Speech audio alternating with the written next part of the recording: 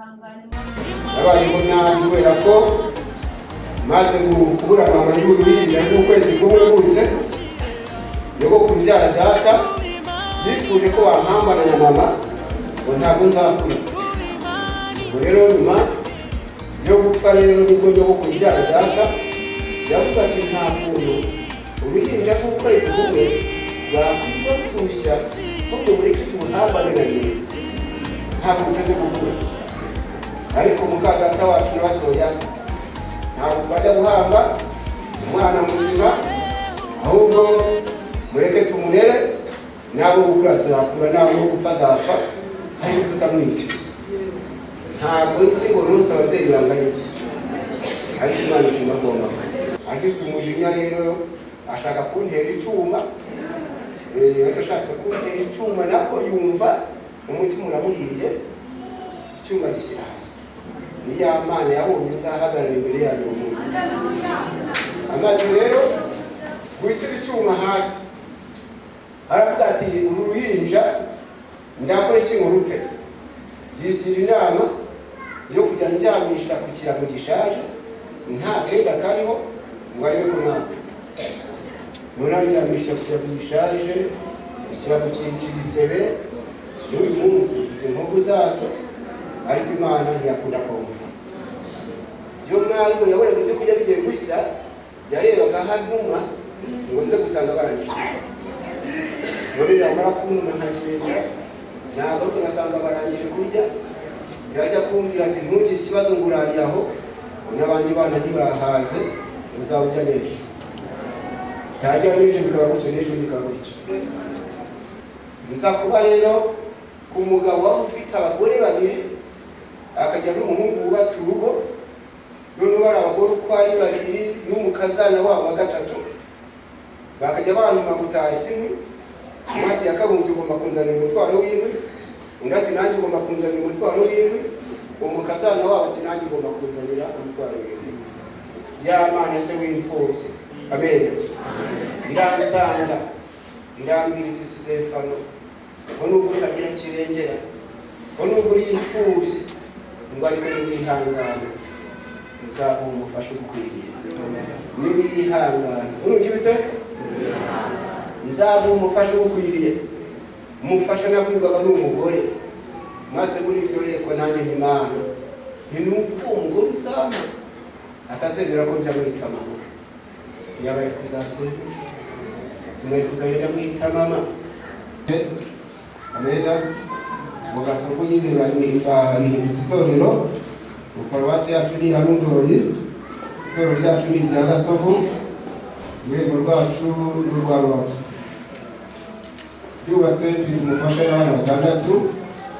Rero mu itorero rya Gasovu bene so muri Kristo Yesu twabanye ku cyumweru barambwiye ngo nzabatashye.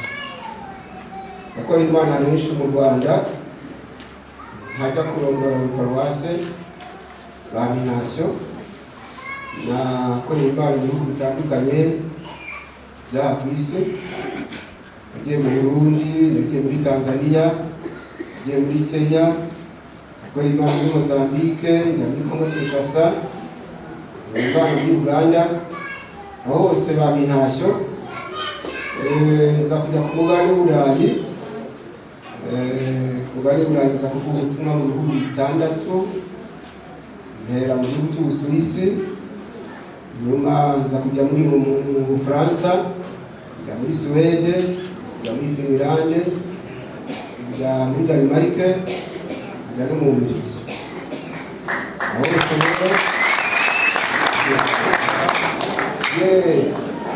bamenya bose barambwira nzabatashye. Cyakora nza no kujya mu Isirayeli, umugani wa Asiya, ariko mu Isirayeli ho ntabwo nagiye mu ivugabutumwa, uretse ko mu gihe twari turi aho bita i Galilaya, mu gihe twari mu bwato, abari mu bwato bansabye kubaganiriza ijambo ry'Imana. Haleluya. Rero twari turi abantu b'imvange, turimo abirabura n'abazungu, ugira ibyansabye gukoresha indimi nyine bitari bumwe, bitari neza. Ariko cyose Imana ikorera mu izina rya ntabwo icyubahiro. Amen. Bityo rero mu Isirayeli naho tugera ahantu hatandukanye uburyo najya kurondora kuko umwanya watambuka. Icyiza nuko twageze aho Yesu yabambwe. Amen.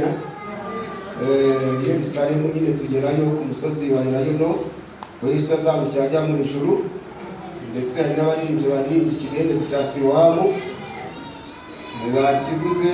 Nibuka ko ku kidendezi cya Silowamu nahageze uretse ko cyarakamye, ni akantu k'agashanga, ariko ikidendezi cya Betesida cyo kiracyahari tunakibonyeho. Isiyoni aho Dawidi yari atuye narahageze. Rero muri make mu Isirayeli bene se muri Kristo Yesu bamenyesho kugira ngo ntacyo zari ngeso zose muzakira cyane. Reka rero turambure Bibiliya zacu hanyuma tuvuge icyo Imana ishaka ku itorero ryayo. Turasoma urwandiko rwa mbere Pawulo yandikiye Abatesalonike, turasoma igice cya 4 dusoma umurongo wa mbere, nyuma turasoma igitabo cya mbere cy'Ingoma igice cya 29 dusoma umurongo wa 17, nuko twumve gushaka kw'Imana. Amen. Urwandiko rwa mbere Pawulo yandikiye Abatesalonike igice cya 4 turasoma umurongo wa mbere.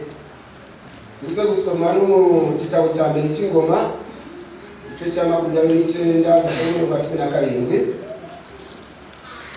Hariho haranditswe ngo nuko rero data ibisigaye turabinginga tubahugurira mu Mwami Yesu, kugira ngo nk'uko mwabwiwe natwe uko mukwiriye kugenda no kunezeza Imana muba ariko mugenda ndetse murusheho. Amen. Amen.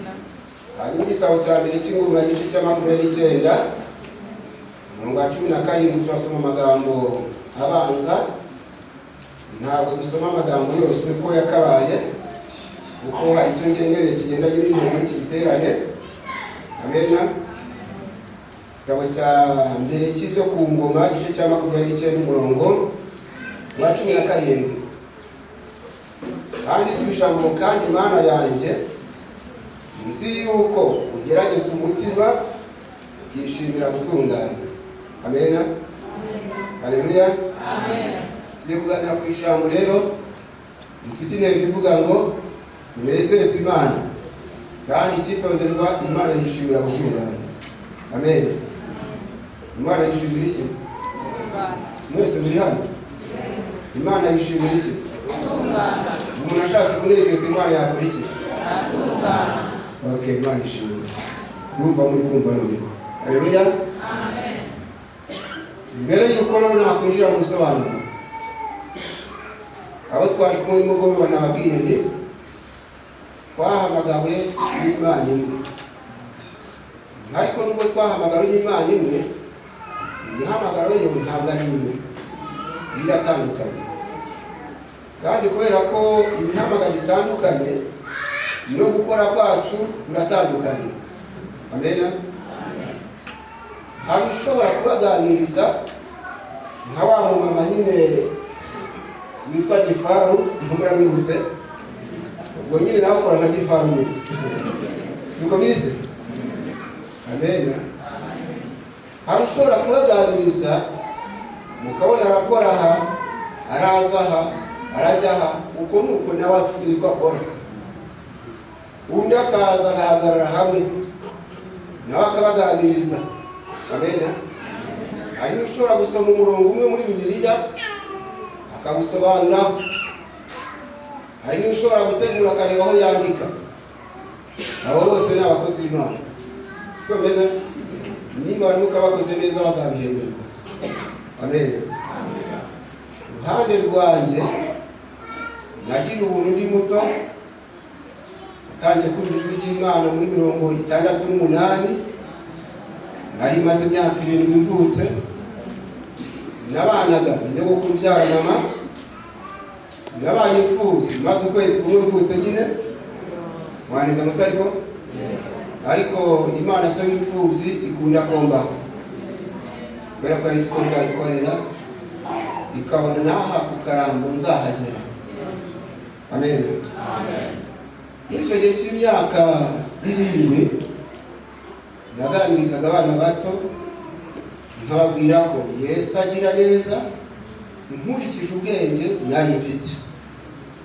Nageze muri 73 ntangira kugenda nganiriza abakuru n'abato uko Imana inshoboje. Ngeze muri 75 ndabatizwa. Amen. Nta rindi dini nabayemo uretse idini rya Pentecost.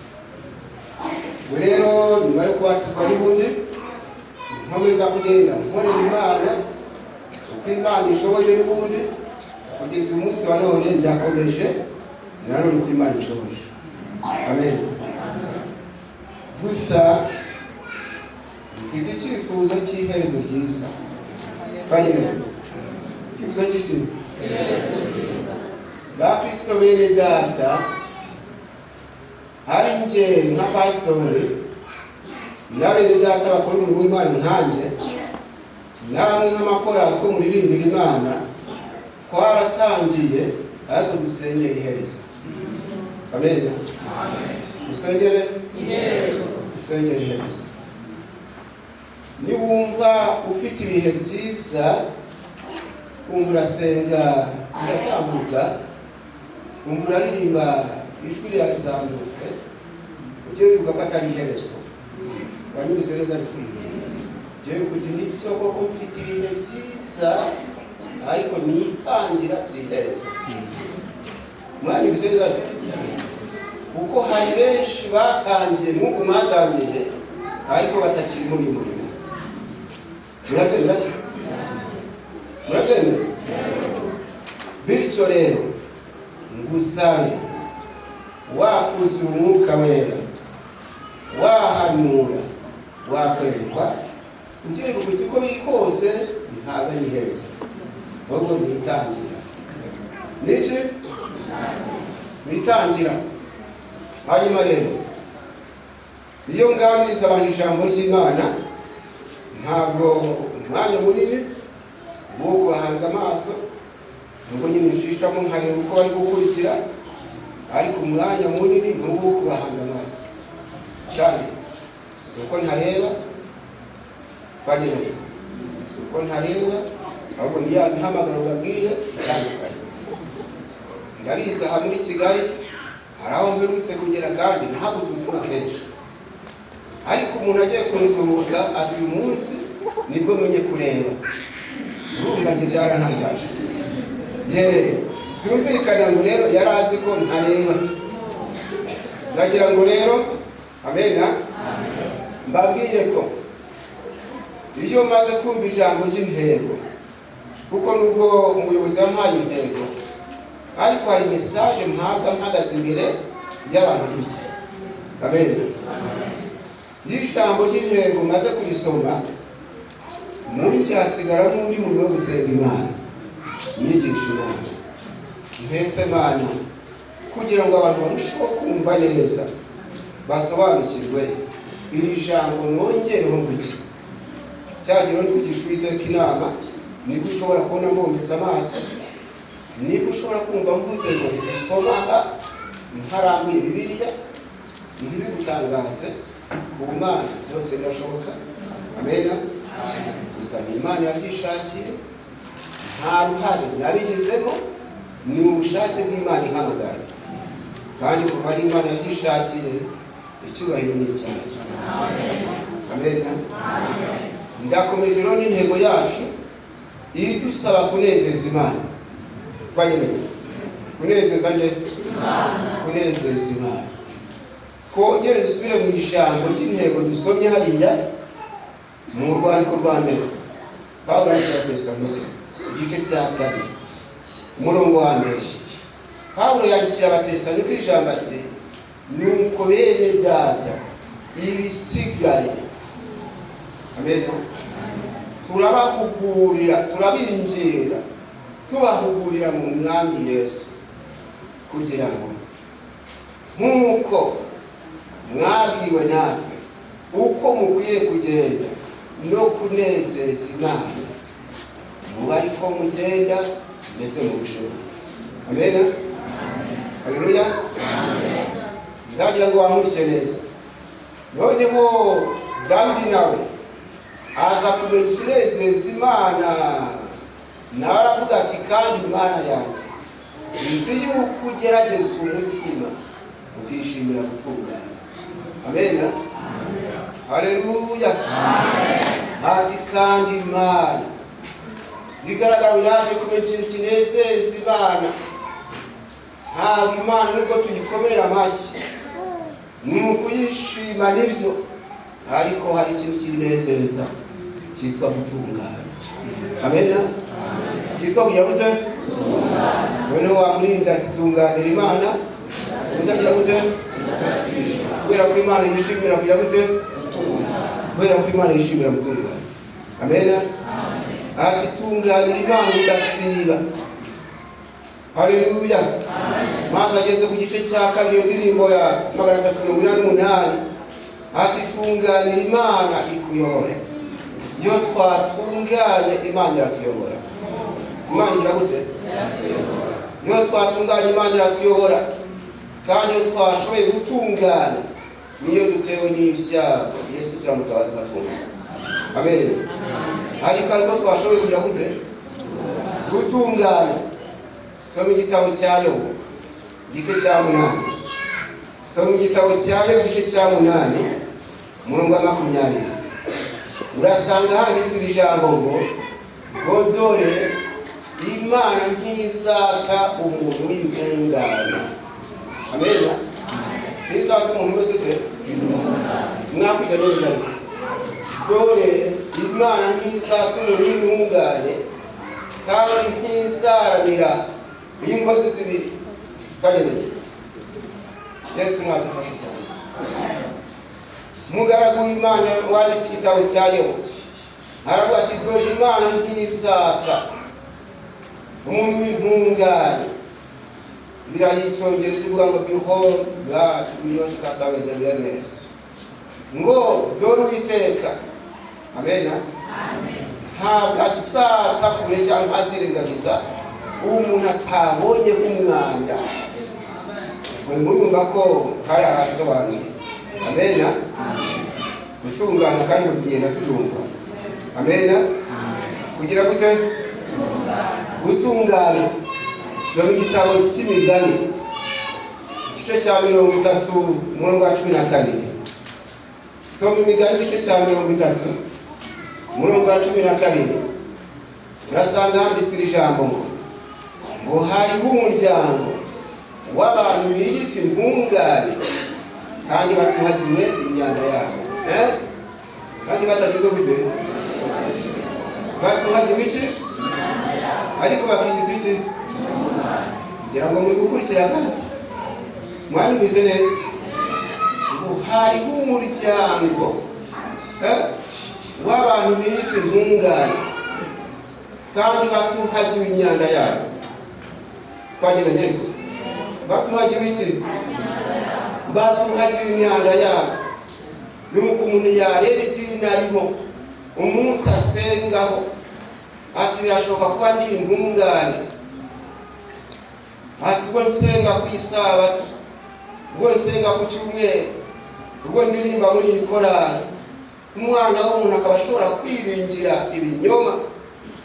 Ariko hariya muri Yobu ngo dore Imana ntizata umuntu w'intungane.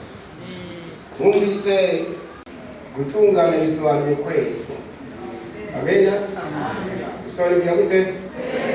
Soma Ezekiyeli 39. Bakristo bene data, ndifuza ko mwazirikana ibyo ndi kubabwira. Nkunda kubwira abantu ntiburya habaho kumva hakaba no gusobanukirwa. Mwanyumvise neza? Kumva no kugira gute? Abaswahili bita kusikia na kufahamu. Kumva no gusobanukirwa bita écouter et comprendre mu Gifaransa. Birasaba ko umuntu yumva ariko adasobanukirwa. Amena. Ko yumva ariko akagira ate? Uramutse wumvise ntusobanukirwe ushobora kwiringira ibinyoma. None tubwiye ngo iki? Ngo hari umuryango w'iyitirwa abantu bita intungane. Twasomye impamvu bita intungane nuko batasobanukiwe. Siko bimeze? Nuko batagize gute? Ntabwo basobanukiye gutungana uko ariko. Kwageneye. None baza kwibwira bati ubwo dusenga, ubwo twabatijwe twabaye intungane. Muri bareza. Nuko baragenda biringira ibinyoma.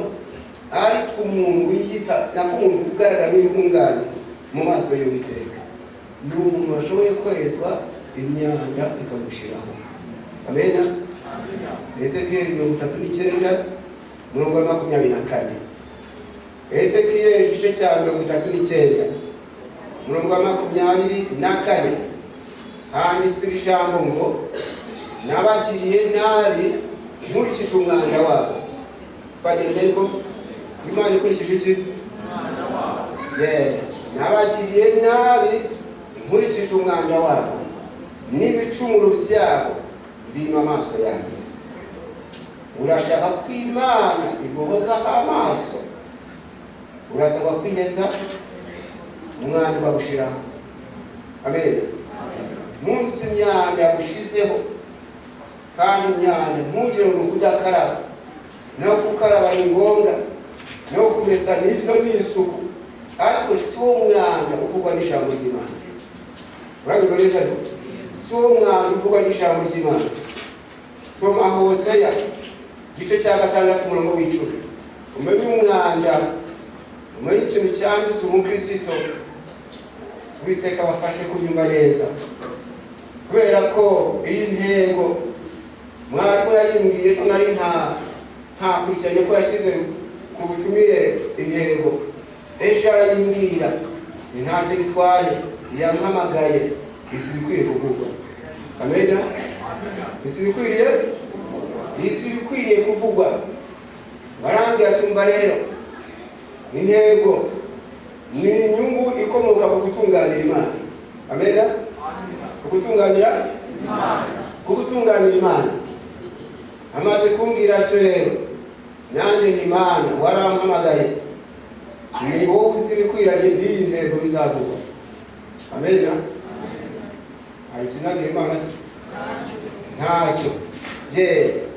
Noneho rero hariya muri Hosea igice cya 6:10 haratwereka ikintu gishobora kwanduza umuntu.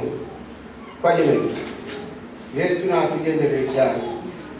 Haranditswe ngo mu nzu y'Isirayeli nabonyemo ikintu gishishana. Kwageneye Imana yabonyemo ikintu kigira gute? Ngo mu nzu y'Isirayeli nabonyemo ikintu gishishana. Ngo aho niho ubumaraya bwa Efurayimu bwagaragaye. Ngo niho Isirayeli yanduye. Mwabimuse n'amariko ni Isirayeli yagize ate? Umuntu yanduzwa n'iki? N'umwanda. Sibise? Sibyo mw'abakristo. Umuntu atangiye n'umwanda yakwandura. Umuntu yanduzwa n'iki hariya? Yanduzwa n'umwanda. Nuko Uwiteka agiye kuvuga ku kintu cyanduje Isirayeli.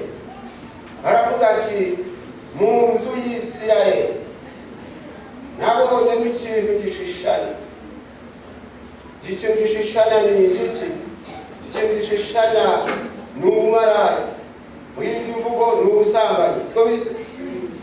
Bibiliya y'Igiswahili ivuga neza ngo katika nyumba ya Israeli nimeona jambo bovu kabisa.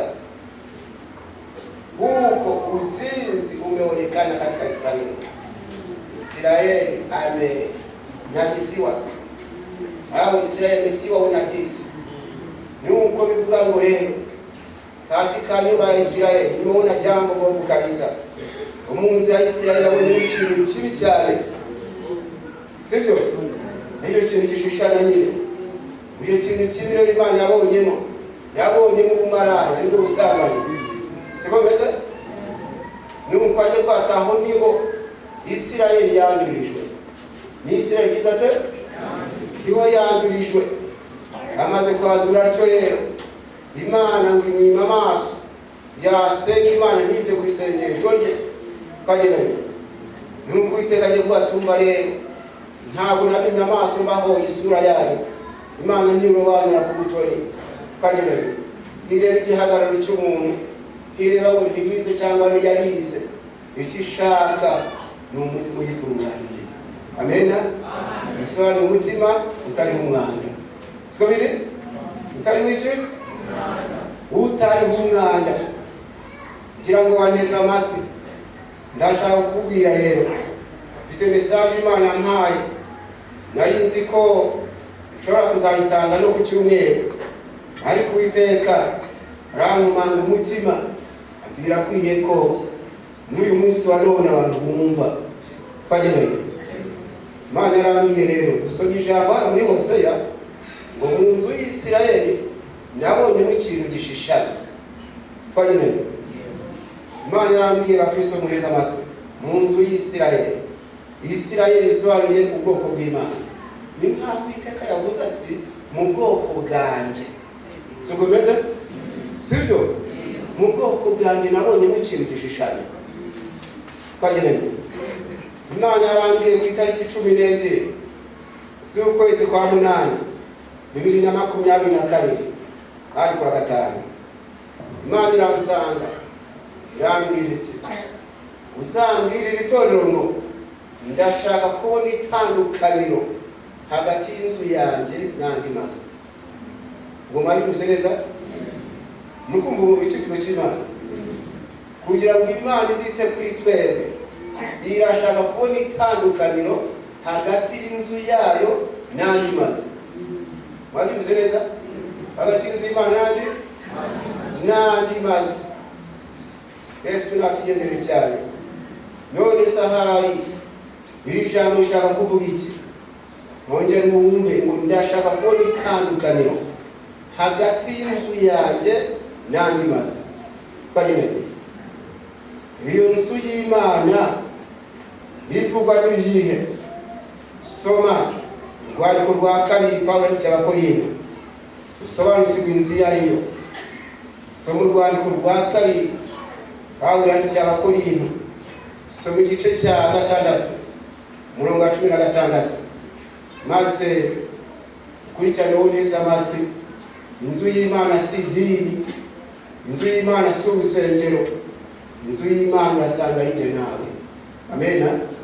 Hahandi Imana yabonye ikintu gishishana, ikintu kigira gute?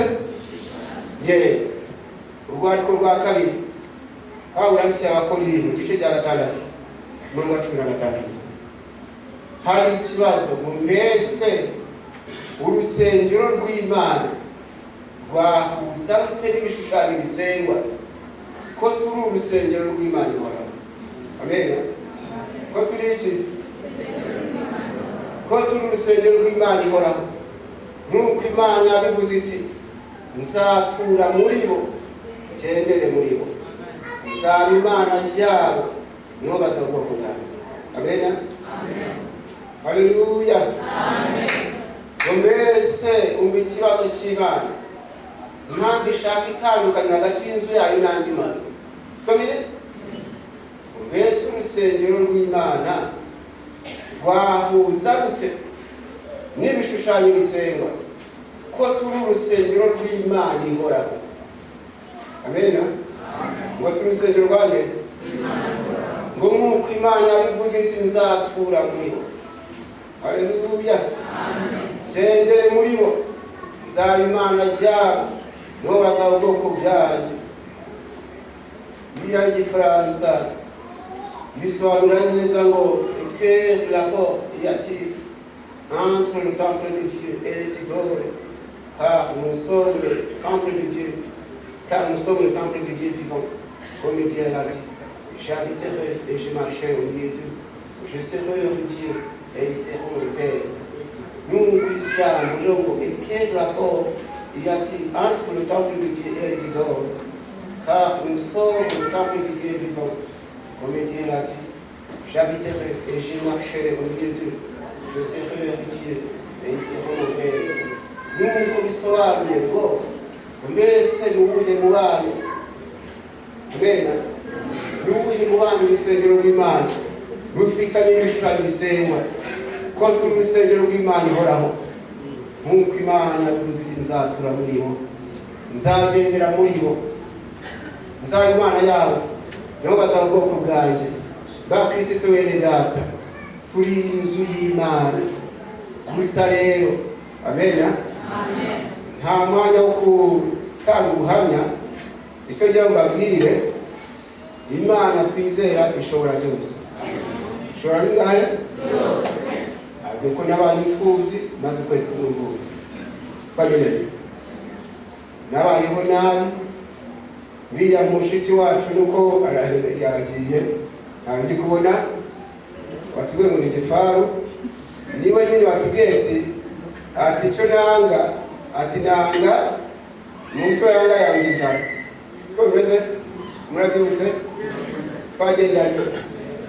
Bigaragara ngo ni uko inzara yahuye nayo, uretse wenda ko atangishije ahanjye, ariko nshima Imana yagize sinishwe n'inzara. Nabayeho nabi, muranyumva neza? Nabayeho nabi kubera ko maze kubura mama ndi uruhinja rw'ukwezi kumwe mvutse. Nyogokuru byara data yifuje ko bampambana na mama ngo ntabwo nzakura. Ariko agize icyifuzo Imana ntiyagishyigikira. Twagendanye. Muka data wacu ni ukuvuga umugore wa mwene nyina wa papa. Muka data wacu kubera ko papa nawe yari arwaye ari mu bitaro, nawe nyuma yaje gupfa nyine, mwanyumva. Ariko muka data wacu umugore wa mwene nyina wa papa niwe wavuze ati nta kuntu twareba uruhinja ruzima ngo tumuhamane n'abapfuye, kubera ko mama yari yapfaye n'abakuru banjye batatu. Niba ari icyorezo, niba ari uburozi, ibyo simbizi, bizwi n'Imana. Urabona neza? Niba ngo bakuru banjye batatu, mushiki wanjye urikira n'abakuru banjye nyine bakurikirwaga n'uwo mushiki wanjye bapfanye na mama. Ubwo rero nyuma yo gupfa rero nibwo nyogokuru byara data yavuze ati nta kuntu uruhinja rw'ukwezi kumwe bakwirwa rutushya ahubwo mureke tubuhambane na nyina, ntabwo ruteze gukura. Ariko muka data wacu n'abatoya ntabwo twajya guhamba umwana muzima, ahubwo mureke tumurere, nabo gukura azakura, nabo gupfa azapfa, ariko tutamwica. Noneho muka data wacu aransigara, ariko ahura n'ikibazo, ntiyumvikana na nyirabukwe ariwe nyogokuru. Twageneye ko nyogokuru we yifuza ko ampambana na mama. Urugero rwe muka data wacu yajyaga gusura nyirabukwe akagenda mpetse. Nyogokuru yaramubwiraga ati niba waje uhetse rwa ruhinja ntungerere mu nzu, atekereza n'ibisiga hanze. Uwo muka data wacu nawe yarakijijwe, bavuze ngo dukorera Imana, nawe yagisagaye. Agize umujinya rero ashaka kuntera icyuma, ariko ashatse kuntera icyuma nabwo yumva umutima uramuriye, icyuma gishyira hasi. Ni ya Mana yabonye nzahagarara imbere yayo uyu munsi.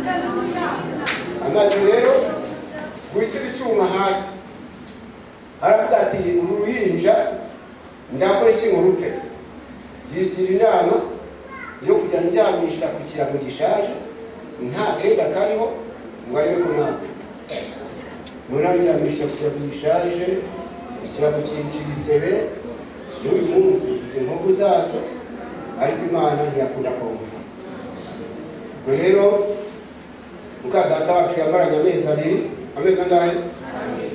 Nyogokuru byara mama ajya kundeba, hanyuma agiye kundeba asanga arenda kuvamo umwuka. Nyogokuru byara mama aranjyana, nawe yari ashaje atacyonsa, ugaza kubishyira umukazana we, ni kuvuga Mukamarume. Mukamarume nawe aza kundeba amezi ane ashize. Marume nawe ati sinshaka umwana w'abandi mu rugo rwanjye nkundira ahangaha. Nyogokuru byara mama arasubira. none akajya yirirwa agendana ampetse ari gushaka ababyeyi bari konsa birabinginge banyose yaba ahuye n'umubyeyi uri konsa ati mbabarira umuseze n'umwana yahura n'abafite inka agasaba amata nuko rero yakuze ntabwo nzi ngo nose ababyeyi bangana iki ariko Imana ishima agomba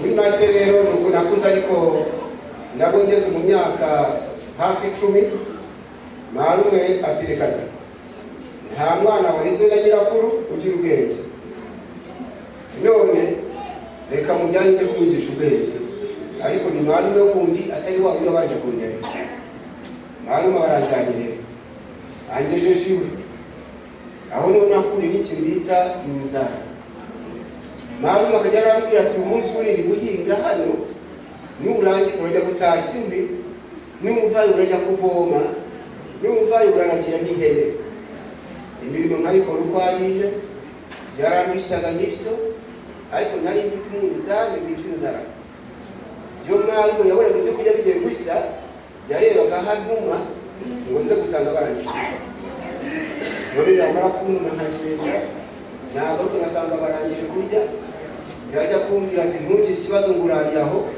n'abandi bana ntibahaze uzawujya n'ejo cyajya n'ejo bikaba gutyo n'ejo bikaba gutyo no kubera ko nari muto cyakora iyo numvaga inzara igiye kunyica najyaga mu kijumbura aho bakuye ibijumba ngatora buri ntunde z'ibijumba ngahekenye akaba n'igihe nagiye kubaga ibishyimbo bya marume byagera mu masaa 7 cyangwa saa 8 nakumva inzara igiye kunyica ngasoroma imishogoro mibisi ngahekenye nkunda kubwira abantu ntiburya umuntu amenya uko ari none ntamenya azaba ejo gusa rero mbabwire ntabwo ndondora uruhare gusa ngeze mu myaka 20 mfite byinshi nsimbutse twagereye ngeze mu myaka 20 kubera ko bamarume bageze aho baranyirukana bati uyu mwana nakomeza gukura azatwaka iminani njya gushaka iyo mpako ahandi nyine mu buhake rero naho hose ni mwisi uranyumva hose ni ari ibyo bati mwisi si iwacu uranyumva hose ni mwisi nza kuba rero ku mugabo wari ufite abagore babiri akajya n'umuhungu wubatse urugo none bari abagore uko ari babiri n'umukazana wabo wa gatatu bakajya banyuma gutashya inkwi umwati yakabumbye ugomba kunzanira umutwaro w'inkwi undi ati nanjye ugomba kunzanira umutwaro w'inkwi umukazana wabo ati nanjye ugomba kunzanira umutwaro w'inkwi ngatashya inkwi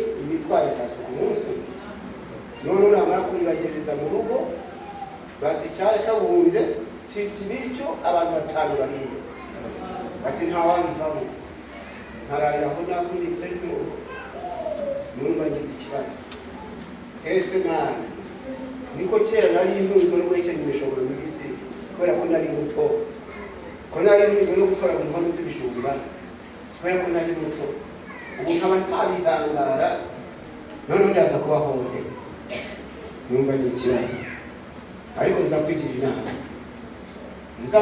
inama ndavuga ngiye kubwira ababyeyi banyisuka nje njya guhingira umuntu nanjye azanye ibyo kurya nagiye kumuguriza nzajya ndahira ibyo ubwo nza kubabwira ndashaka kumwana isuka rero nkajya kuguriza abantu benshi ni nabo bazajya baza kunyishyura ari benshi maze duhinge ahantu hagaragara nabwiye gutyo bumva ni inyungu zabo ariko nanjye cyari igisubizo cyanjye isuka barayimpaye nawe ngiye guhingira umuntu ngiye kumuguriza wacu hari icyo twita uruhembo yazana ibyo kurya saa 6 nyuma n'ushimwe n'ibidaraye nahingiye umuntu kane amubwira ngo yewe uzanyishyure rimwe wowe mpingiye 3 ni nawe uzaze rimwe wowe mpingiye 2 ni nawe uzaze rimwe ariko intego nari mfite ngo bahinge ngo wenda iyo mibyizi ndi kubaharira izajya ituma banyitaho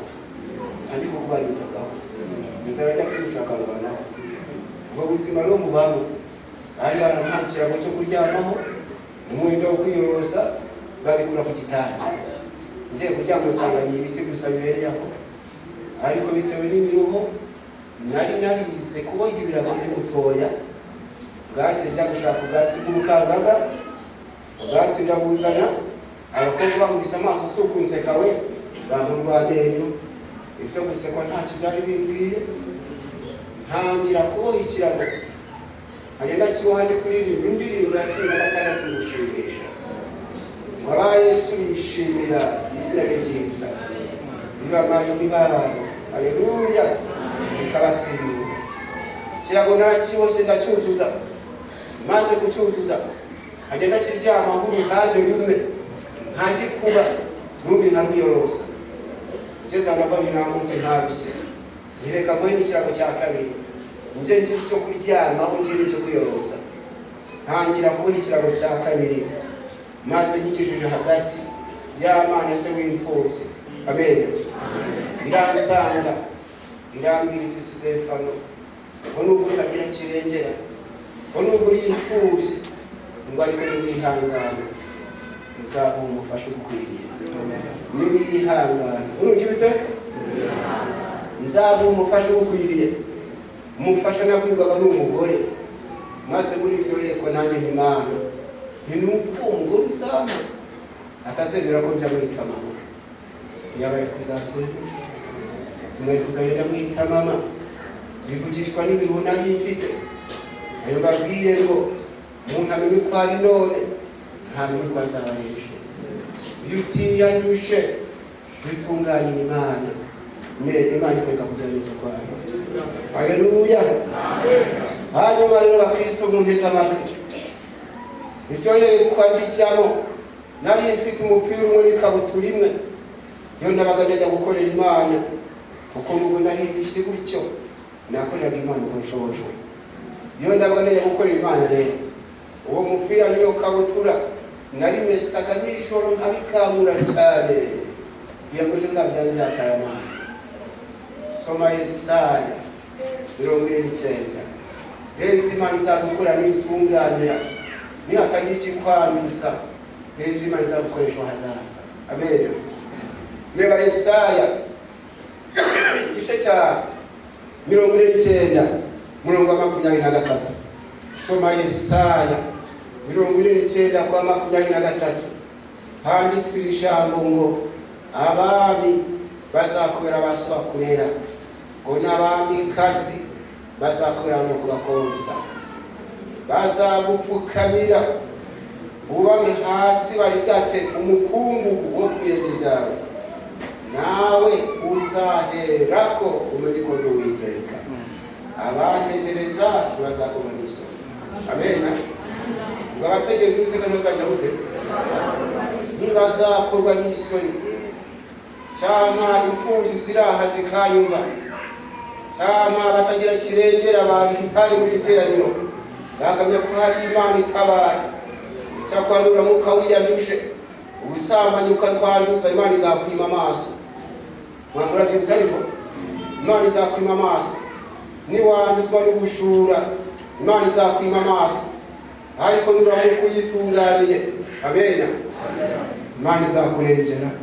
Haleluya. Nuko ijambo ngo abami bazakubera basobakurera, ngo n'abamikazi bazakubera abanyuko bakonsa. Bibiliya y'Ifaransa bivuga neza ngo kabango des rois seront nourriciers et leurs princes s'établissent. Ils se prosterneront devant toi, la face contre terre, et ils lécheront la poussière de tes pieds, et tu sauras que je suis l'Éternel, et que ceux qui espéreront ne seront pas confus.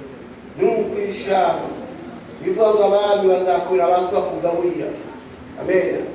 Bazakubera abaswa kugaburira, ngo n'abagore babo bazakubera no kubakugaburira, bazagupfukamira. Amen. Oh, Bibiliya y'Icyongereza yekava ngo kings shall give foster fathers, and their queens will nursing mothers. They shall bow down to you with their faces to the earth, and they lick up the dust for your feet. Then you will know that I am the Lord, for they shall not be ashamed to wait for me. Nuko ikavuga ngo abami kuko bazakorera basu, yego bazakorera abasi bakurera, abagore babo bazakora yuko bakurera, bazagupfukamira beshe bawe barutuye, bazagupfukamira cyangwa se bazubarara hasi imbere yawe. Tuzabikorerwa nuko utiyanduje, ariko utageze gute, ariko utiyanduje. Tunganira Imana. Haleluya. Yesu nagufashe cyane. Icyitondere matorero y'Imana iri sezerano narihawe muri 81 isezerano rimufasha. Manyi bareza narihawe muri 81 ariko umufasha ariwe mugore namubonye muri 95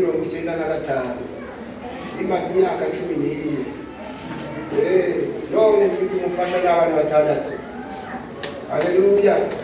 Iyo ngiye mwivuga iyo mvuye mwivuga butumwa nkabona nsohoreye mu rugo rwitwa rwanjye, nibuka imishokoro minsi nayikeye, nibuka inkombe z'ibijumba nayikeye, nibuka uburyo bari baratanze uburenganzira uzajya ushaka ngo ajye yikubitira ngo yakabuze ntagira kirengera. Naba nicaranye n'abandi bana nkumva umuntu yamubise ikibando mwereka ngo baravuze ngo umuntu ajye yikubitira, nuko maze abagore we bakaza kuntera ibice by'amatafari. Ndashima Imana se w'imfu yabanye nanjye, Satani ntanyishimye hejuru. Gusa nagiraga ngo mbabwire burya Imana itabara iyo umuntu ahagaze neza mu ijambo ryayo akirinda icyamwanduza. Amena. Hari byinshi navuga ariko ndagira ngo ngaruke kuri iriya yerekwa ngo Imana irashaka kubona itandukaniro hagati y'inzu n'andi mazu. Murabyumva ariko hagati y'iki n'inzu yayo n'andi mazu bisobanuye ngo umukristo agomba gutandukana n'umupagani. Siko biri? Hagomba kuba itandukaniro hagati y'abakristo n'abapagani. Ba Kristo mu nteza amatwi ivangura ry'amoko niba mu bapagani tuzibuke ngo twebwe turi inzu y'Imana. Amen. Dutuwemo n'Imana itavangura amoko, itarobanura ku butoni. Imana yaturemye twese. Haleluya. Imana yashaka kubona itandukaniro hagati y'inzu yayo n'andi mazu. Niba umupagani azasohoza agasambana, umukristo ntabwo agomba gusambana. Niba umupagani azakena akajya kwiba, muneze amatwi ariko umukristo wazisunga Imana. Amen. Wazisunga nde? Azisunga Imana. Niba umukristo niba umupagani azabona atinze kubibyara akajya kuraguza, umukristo azamenya ngo Uwiteka ntuzazigurira yanjye. Haleluya. Neza amatwi ariko niba umupagani azabona atinze kubona umugabo akajya mu bapfumu, umukristo si uko biri. Neza amatwi ariko Imana ishaka kubona itandukaniro hagati y'inzu yayo n'andi mazu. Amen. Hagati y'inzu yayo n'andi mazu. Reka mbamenye ibanga mwanze mwice ryaje mu dusomye ngo mbese urusengero rw'Imana rwahuza rute n'ibishushanyo biserwa ko turi urusengero rw'Imana ihoraho. Nk'uko Imana yabivuze iti nzatura muri bo, ngendere muri bo, nzaba Imana yabo nibo bazaba ubwoko bwanjye. Murabizi twarisomye mu rwandiko rwa 2 Pawulo yandikiye Abakorinto iryo jambo. Amen. Iryo jambo ngo mbese urusengero rw'Imana rwahuza rute n'ibishushanyo bisenga. Mu Cyongereza rivuga ngo the water agreement as the temple of God with others, for we are the temple of the living God. As God has said, I will dwell in them and they will come among them, and I will be their God, and they shall be my people. Nuko iryo jambo rikatubwira ngo none n'ubuhe bumwe cyangwa n'ubuhe mubano uri hagati y'urusengero rw'Imana n'ibishushanyo bisenga, ko turi urusengero rw'Imana ihoraho. Amen. Urusengero rw'Imana ihoraho. Nk'uko Imana yabivuze iti nzatura muri bo, ngendere muri bo, nzaba Imana yabo nibo bazaba ubwoko bwanjye. Bityo itorero ry'Imana, Imana idufashe n'itorero ryayo tugerageze kumenya aho turi bo, ejo tutiyanduza Imana ikatwima amaso, ejo tutiyanduza Imana ikadukuraho amaso, ariko tuhimbane gutunganya Imana. Amen. Kuko twamye ko Imana yishimira gutungana, yishimira kugira gute mu gihe nari ntegereje ibyasezeranijwe, cyangwa se ntegereje ko Imana imumufasha yasezeranije. Amen. Mu gihe nari ntegereje ko Imana nk'ibyo yasezeranije, ndarizi nyuma mbere nako ko nisezerano nararushye mwe neza. Mu gihe nari maze imyaka 24 25 n'itandatu gutyo, inzara yajyaga kunyica nkabona bibaye nijoro kandi izuba riri kuva. Ariko ndashima Imana yabanye nanjye sintekereze kwiba neza amatwi. Mu gihe nari ntegereje ibyasezeranijwe, niba umukobwa w'umupantekote yarebye ukuntu ndushye, aravuga ati ariko se yakabumbye nubakijijwe indushyi imeze kuriya, ubu namwishingira akanyanga. Ubwo mwakujya neza burya mu kigeragezo n'uwo Satani ashaka gutwanduriza. Nukumva neza kugira ngo ubu uhamye ejo utazitwaza ngo ni uko nari nabuze uko ngira. Twageranye nuko umukobwa iwawe nta soni agira, araza aho nari ndi mu buhake, saa 6 z'amanywa izuba riva, abageze aho nabaga, maze abaza umukazana w'ababyeyi nyine bamurishaga uburetwa, aramubaza ati niko mwebwe mubana n'iyakabunze, ubu rwose mungira inama nakora iki ngo abere umugabo. Bageranye nuko abajije atyo naho uwo mugore ati yewe ati yakabunze ngeze uko ateye sinzi ko yakwemera. Ubwo rero burya umuntu abana n'umuntu baramumenya, siko bise cyakora agiye kumubwira ati cyakora inama nakugira, iriya nzara reka nkingure ujyemo, noneho ntabwo arakana.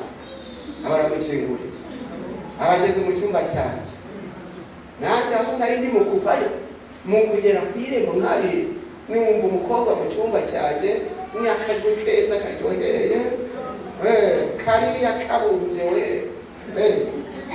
akajwi kanduza kararyohereye. Mani bareza ijwi ryanduza ntibariryohereye. Nuko maze kumwumva nanjye ndibaza mbese iyi karibu ntasize muri iyi nzu, iyi karibu iri kuva hehe? Nzagusengera mu mutima, ndasenga n'Imana kuba nta data nta mama sibyo bikwiriye gutuma ngutukisha, kuba ntagira kirengera sibyo byatuma nkora ibyaha. Nubona nk'uyu umugore uzamumpa neza muko munsezeranije. Nuko maze gusenga nyine numva umukobwa yamunagaye, ngo ariko ubundi yakabunze neza, uretse wenda ko waba uri imbwa, ubu waba uri umuntu muzima ukanga imboga zizanye, waba uri imbwa. Nuko nibaza umukobwa imboga yazanye, nibaza niba ari isombe yazanye, niba ari kongera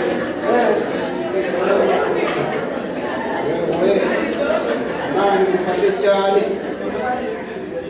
Mukobwa ndamuganura bizo wa mukobwa we, uretse no kunyita imbwa, iyo ushaka kunyitema amati ntacyo ndaba. Ndashima Imana se w'imfubyi yanditse kwanduza umutima wanjye. Haleluya. Nuko umukobwa abonye yaruhijwe n'ubusasubiri wabo, Imana ishyirwa hejuru. Wanyumvise neza? Niba ufite amatwi yumva umwumve b'amaso, kuko twamaze kumenya ko Imana itwerekezaho amaso ariko itari yatubonaho umwanda. Mwabyibutse? Ngo ariko ibonye umwanda ku muntu imwima amaso. Mwabyumvise neza? Ubwo rero Satani yashaka ko isezerano nahawe rihinduka, siko beza? Nongeye mbamenye ibanga abantu mufite amasezerano. Mwanyumva neza? Iyi tariki 7 z'ukwezi kwa 11 2016, 7 z'ukwa 11 2016, hari kuwa mbere Imana yarambwiye ngo uzambwire iri torero ngo abantu bafite amasezerano uzababwire ngo isezerano nta urihata ahubwo araririnda. Mwabivuze neza? Isezerano nta ugira gute? Nta urihata ahubwo agira ate? ahubwo araririnda. Burya rero byonza kwanduzwa n'uriya mukobwa isezerano ryari guhinduka. Murabyemera? Ryari guhinduka. Ubu ntabwo mba mpagaze imbere yanyu ariko itegamere maso nshoboza kurinda isezerano. Amen. Yosefu yasambaye na nyirabusha, iby'Imana yamuvuzwe ntabwo yari kubona. Ariko yari kubona byari kuba birangiye. Ndibuka ngeze mu myaka 28 njya mu ivugabutumwa ahantu ndi umusore, kubera ko nubatse urugo nazanye umugore mfite imyaka 34 yenda kuba 35 twageranye. Noneho rero njya mu ivugabutumwa maze nganiriza abantu, umukobwa umwe ari kunyumva nawe barangati yakabunje we ikarani ati ndagushaka niyo. Turabizi nti ati wigishije we numva ndagukunze we. Rero nagukunze kuko ndikumva ningura ndapfa. Urumva ukuntu Satani azana imyanda arwanya isezerano. Mwaniza amatwariko nuko umukobwa avuze ati nawe ngumva arambabaje. Ndamubaza nti wa mukobwa urambabaje, njyewe ugize ngende wangunze urihana none nuko kumunda kwawe. Ndamubwira numva rero ni buryo umuntu agira icyo ashoboye akajya n'ibyo adashoboye. Niba ushobora kumbura ugapfa, ikintu numva nshoboye ni ukuguhamba. Ariko kuguhamba ntabishobora. Neza bari wafashe cyane bakristo bene data, bizera ko mwaneza amaturo. Isezerano ntaho kwihata ugararirinda. Amen. Haleluya. Isezerano ntaho ugira ate ahubwo agira ate araririnda. Maze muri iryo reko ndabwirwa ngo hari abo usanga bari gusenga Imana ngo bayitonganya. Ariko Mana we niwe wavuze cyangwa si wowe? Wari wavuze kuzamurira gutya byageze gute? Uzababwire ngo isezerano ntawe urihata ahubwo araririnda. Imana ibashoboze kurinda amasezerano. Amen. Fita amatwi yumva yumve. Maze umukobwa wanyisinga yarashatse n'ubungubu n'umugore, ariko hari igihe njya mbona ntabwo ari kure yaho ntuye. Ayijya mbona za ngo nagize ikibazo nsengera namuterezwa ushaka kunsha umusengesha abandi. Mwanyumvise neza? Ndaje mbabwire ngo murabe maso mu gihe dutegereje ibyasezeranijwe. Bityo ko Satani abashaka kutwanduza agira ngo arebe ko ibyasezeranijwe byahinduka. Ndagira ngo nongere mbibutse kuko mukanya ngiye kurangiza dusomye ijambo. Amen. Haleluya. Amen. Dusomye ijambo ry'intego ryatubwiye ngo nuko bene data ibisigaye turabinginga tubahugurira mu mwami Yesu, kugira ngo nkuko mwabwiwe natwe uko mukwiye kugenda no kunezeza Imana muba ariko mugenda ndetse murusheho. Amen. Kunezeza Imana rero niho twibanze kunezeza Imana. Dusanga rero Imana yishimira gutungana. Amen. Wishimira gute? Kandi turabwirwa ngo dore Imana ntizatuma umuntu w'intungane. Amen. Yesu umuntu atatunganye yabintungane. Yabintungane. Umuntu yitwa umuhinzi kubera ko yagize ate? Kubera ko yahinze. Umuntu rero yamaze gutungana yitwa intungane. Amen. Noneho rero tuza kugera mu gitabo cy'imigani. Nje nkunda kwibutsa ngira ngo abantu bamenye bumvise ibyo bize. Amen. Tugera mu gitabo cy'imigani igice cya 30:12. Hatubwiye ngo hariho umuryango w'abantu biyita intungane. Abantu bagira gute? Biyita intungane kandi batuhagiwe imyanda yabo. Ariko bakiyita iki? Bakiyita intungane. Bene data, imyanda itaradushiraho ntidushobora kuba intungane. Twagereye murabona neza? Tuzaba intungane ariko imyanda yadushizeho. kandi inyanja ivugwa. Mwibuke ko twabonye n'umwanda witwa ubusambanyi. Murabibutsa ariko umwanda witwa iki? Witwa ubusambanyi. Nuko rero babwire ngo n'ishyari riranduza. Mwanya neza. Ishyari rigira gute? N'umujinya ugira gute? N'umujinya uranduza. Burya n'ubwicanyi buranduza. Twagiranye. N'agasuzuguro kagira gate? Ijambo kwandura. Soma Matayo 15:19-20. Kuko mu kanya tugiye kweza inzu y'Imana, aho Imana ituye kubahera. Amen.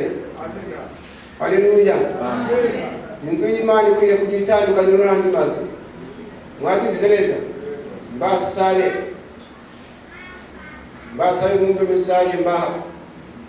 Mbere yuko twakwanza tugasenga, mbasabe muze kuzirikana ko dutuwemo n'Imana. Amen. Dutuwemo nande? Imana. Dutuwe n'Imana yera. Ubwo yera natwe abituyemo dusaba kuba bera. Matayo 15:19-20. Mpamvu ngiye gusoma amagambo ni ukugira ngo tumenye ko icyanduza atari ubusambanyi gusa. Murabyumva neza ariko ahubwo ko ibyanduza ari byinshi. Matayo 15:19-20. Kuwa 19 haranditse ngo kuko mu mutima w'umuntu ariho haturuka ibitekerezo bibi. Ibiki? Ibitekerezo bibi nabyo biranduza kandi. Siko biri? Kuko mu mutima w'umuntu ariho haturuka ibitekerezo bibi. Kwica kanyereye. Muri kubona abafite Bibiliya? Gusambana nibyo? Guheheta. Muri kubona? Kwiba. Kubeshyera abandi n'ibitutsi. Twagiranye.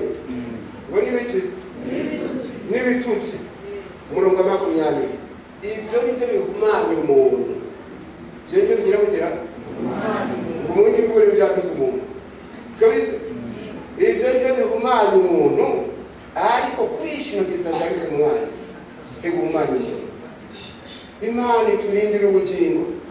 Ejo Satani atakwandurisha ibitutsi. Wabona udasambana uti nge ndera, kandi ibitutsi biranduza. Ibitutsi bigira gute? Ibitutsi biranduza. Ejo atakwandurisha ubujura urarikira iby'abandi. Ejo utazabona abantu bajya gusambura ibyo bataruhiye, nawe ukajya muri icyo gitero ukanduza ubugingo bwawe. Uranyumva neza?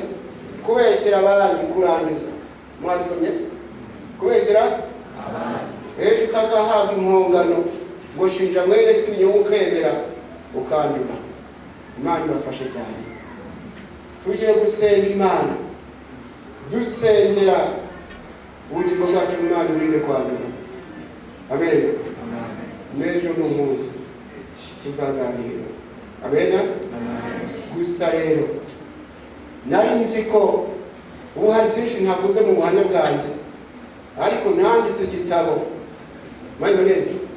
Nanditse igitabo cy'amateka yanjye, mbishyiramo na message Imana mpazi zitandukanye, ndetse na bimwe mu byo turi kubona mwa kino gihe.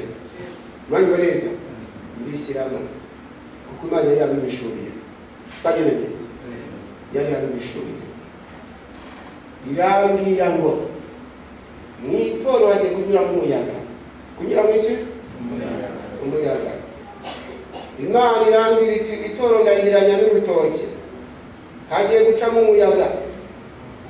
Ngo abadakomeye ibitoki bidafite imbaraga bizabifumbire. Bizabiki? Bizabifumbire.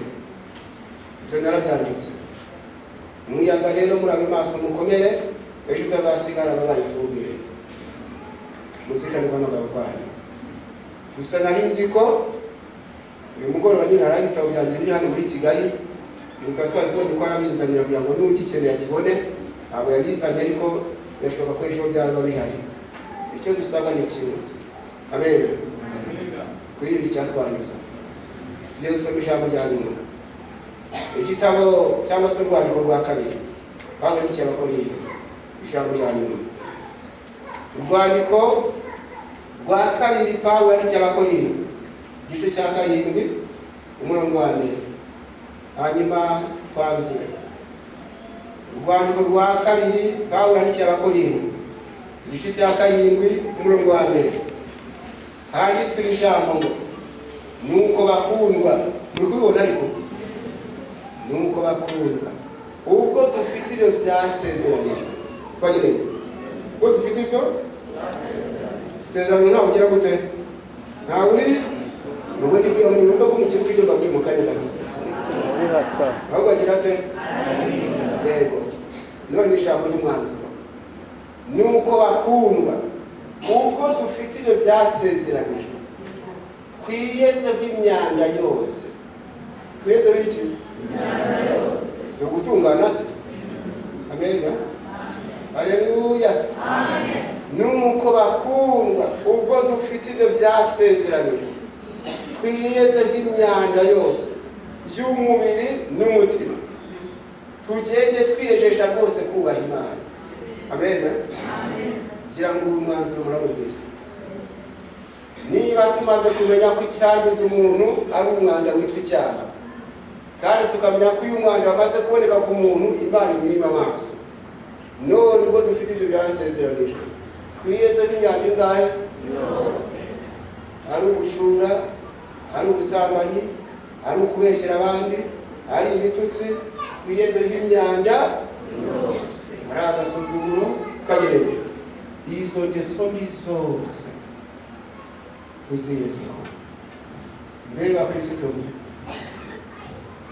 natekereje wa muririmbyi wa 83 mu ndirimbo z'agakiza ati ntabwo ngutunganiye mwami mfite intege nke mu mutima ntabwo ngutunganiye mwami mfite intege nke mu mutima ati ndakura ntese mukiza nanjye mubabarirwa ibyaha ariko azakubonaho intsinzi ati ku musaraba wawe Yesu nizeye ko ariho nakirira. Amen. Amen. Haleluya. Amen.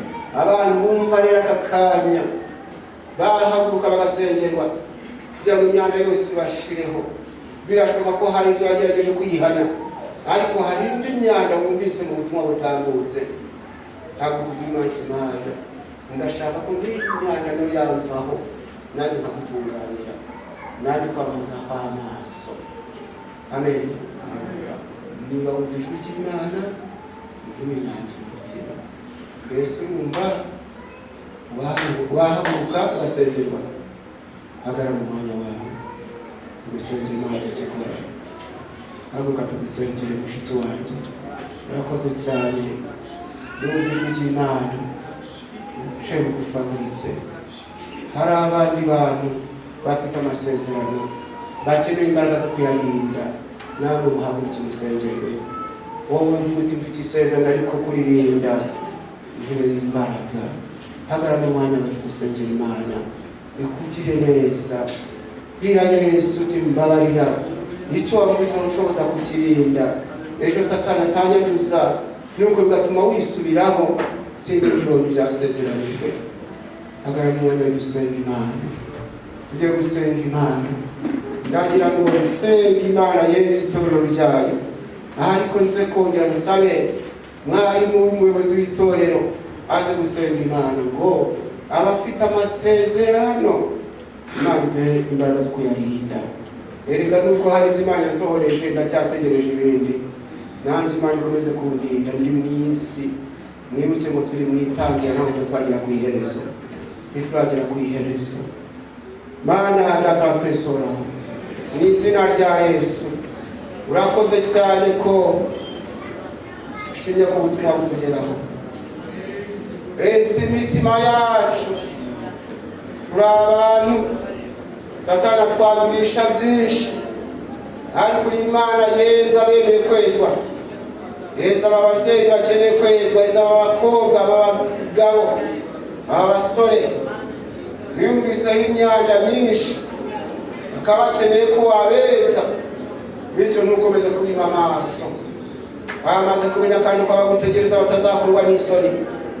Sanga imfubyi zishoboze kugutegereza zihanganye sanga abapfakazi bagutegereze sanga abantu batagira ikirengera baguhanga amaso cyari cyicaye mu gutwitaho gize neza ko wejeje bakeneye kwezwa urakoze kandi ko wabaye abari barangijwe n'ibitutsi, abo Satani yandurishije ubusambanyi, uwo yandurishije kubeshyera abandi, ubujura n'izindi ngeso mbi n'ibitekerezo bibi.